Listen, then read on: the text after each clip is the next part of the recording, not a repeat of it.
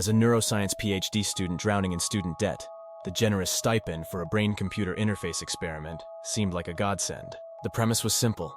Test a new device designed to enhance memory and cognitive function. With trembling fingers, I signed the consent forms, ignoring the nagging voice in my head that whispered caution.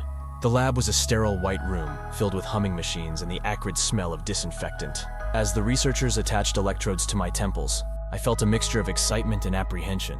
Little did I know I was about to lose control over the very essence of my being, my mind. The first few sessions were exhilarating. My mind felt sharper, more alive. Complex equations unraveled before me like child's play. But then, the cracks in reality began to show. It started with déjà vu, vivid flashes of events I was certain had never happened. A conversation with a stranger on a bus, a sunset over a city I'd never visited, a passionate kiss with someone whose face I couldn't quite remember. As the experiment progressed, these memories became more frequent, more intense. The boundary between past, present, and future blurred. I'd find myself in the middle of a task, only to be overwhelmed by the sensation that I'd done it all before. Not just once, but dozens, hundreds of times. The researchers nodded and made notes when I reported these experiences. Their calm demeanor only heightened my growing sense of isolation and dread. "Fascinating," they'd say, their eyes gleaming with an enthusiasm that sent chills down my spine. "Please continue." The breaking point came during the final test. As they activated the interface, my mind exploded with a cascade of memories. But these weren't just random fragments. They were memories of this exact moment, stretching endlessly into the past and future. I saw myself volunteering for the experiment, again and again. I relived every session, every déjà vu, every moment of growing panic, and I saw what came next.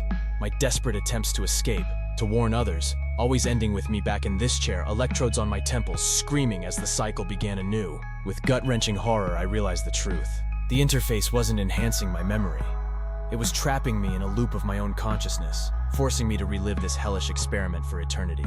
My mind reeled, grappling with the cognitive dissonance between what I knew to be true and the impossible reality I was experiencing.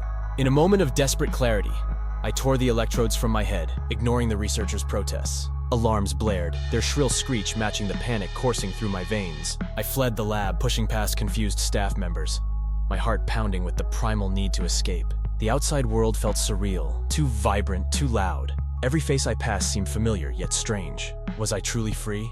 Or was this just another variation of the loop? A cruel illusion of escape? I'm free now.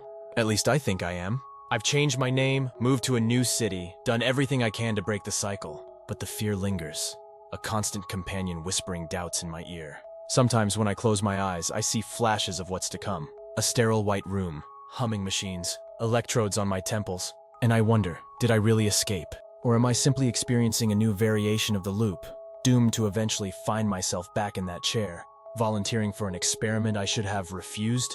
The uncertainty gnaws at me, an ever-present reminder that the greatest prison may be the one we create in our own minds. As I navigate this new reality, I'm haunted by the knowledge that my next decision, my next memory, could be the one that sends me spiraling back into the infinite loop of my own consciousness.